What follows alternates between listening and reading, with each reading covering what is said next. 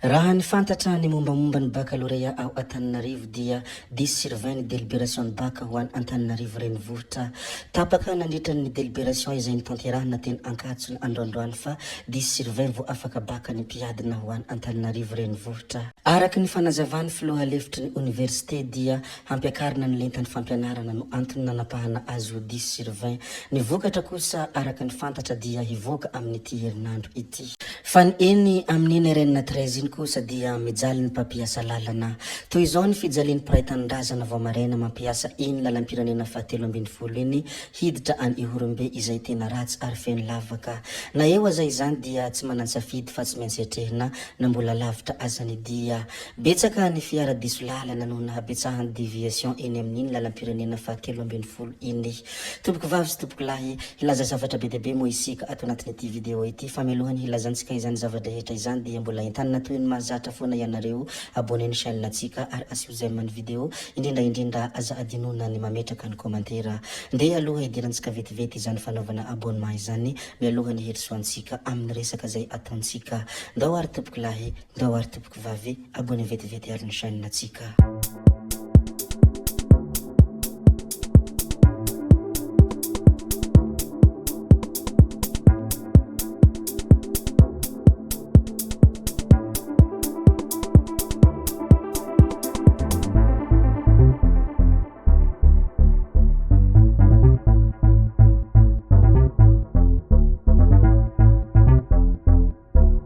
Ny ihany mahajanga voalohany dia hifarana afaka 2 andro ny fitsarana miaramila.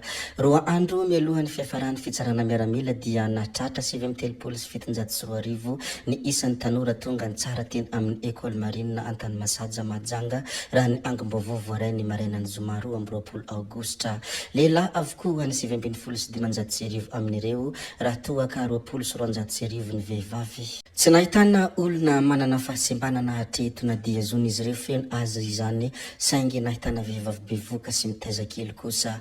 Amin'ny ity taona 20 ity dia ireo teraka ny taona 4 ka hatramin'ny taona 4 no afaka mitsara miaramila.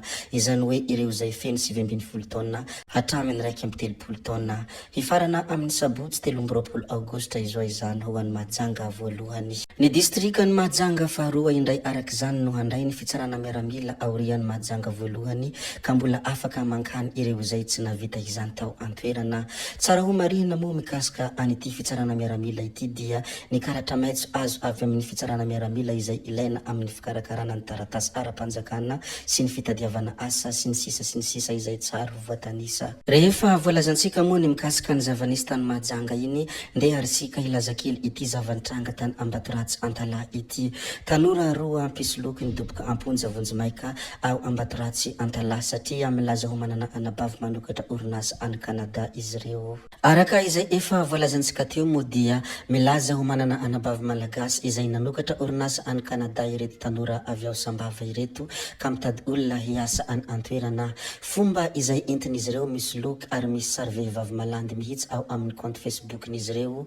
Io no ranabavinay ho izy ireo Karna Karen no anarany nefa compte fako izany compte izay avoakan'izy ireo izany.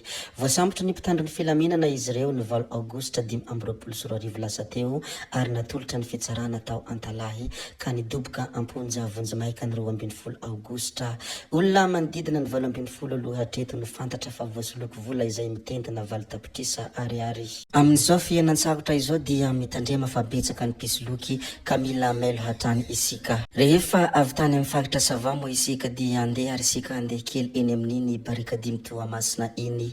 Mitaky ny hamitsorana ireo enina voasambotra ny mpianatry ny barikadimy. Nidina ny arabe indray ireo mpianatry ny université barikadimy Toamasina hitaky na hamitsorana ireo mpianatra enina voasambotra ary no tanana amponja Vonjimaika ao Ambalatavoangy. Ireto farany moa izay voampanga ho nanao fivorina tsy ara-dalàna na rahana fanimbana fananan'olona sy fandratrana olona. Raha tsy ahivina moa ny zavanisy dia resaka fahatapanjiro lavareny tao amin'ny université no nanaovany izy ireo fitokonana. Izao indray dia mitokona izy ireo satria mitakina hamitsorana ireo enina voasambotra izay mpianatra namany izy ireo eny amin'ny Université Barika Dimy Toamasina. Ny manaraka izay hozarentsika ihany koa moa dia resaka fahoriana nodimandry Iramatoa Selinina Ratsiraka.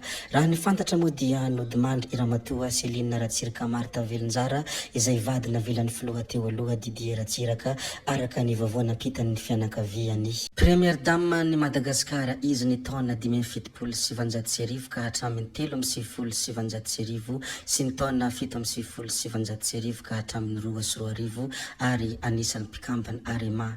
Izy moa dia zanaky ny député Pascal Velonjara.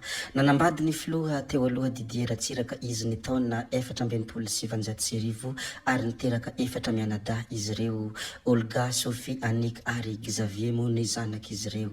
Ampahafantarina ihany koa fa teo amin'ny faha 7 taonany izy izao nodimandry izao. Izahay ato anatin'ity chaîne ity moa dia mirary fiononana feno ho an'ny fianakaviana ary mandriam-piadanana ny maty.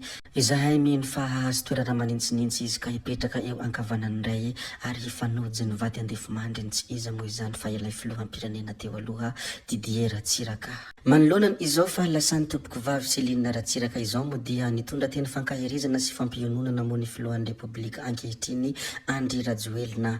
Miombona alahelo amin'ny fianakaviana ary miondrika ampanajana eo anatrehany fa lasan'ny tompoko vavy Selinina Ratsiraka izay vadina velan'ny filoha Amiral Didier Ratsiraka ny tena koy ny filoha Andry Rajoelina. Olom-pirenena nanamarika ny tantaran'ny firenena Iramatoa Selinina Ratsiraka koa amin'ny anaran'ny vahoaka malagasy iray manontolo no itondrako ny teny fankahirizana ho an'ny zanany sy ny zafiny, ny havany sy ireo rehetra izay ankaiky azy hoy ny filohan'ny Repoblika raha nitondra teny fankahirizana ho an'ny ireo manamanjo noho ny izao fa lasan'ny tompoko vavy Selinina Ratsiraka izao. Fa ny vaovao tsara eny amin'ny mpianatra votovorona kosa dia resaka fianarana mitondra fiara.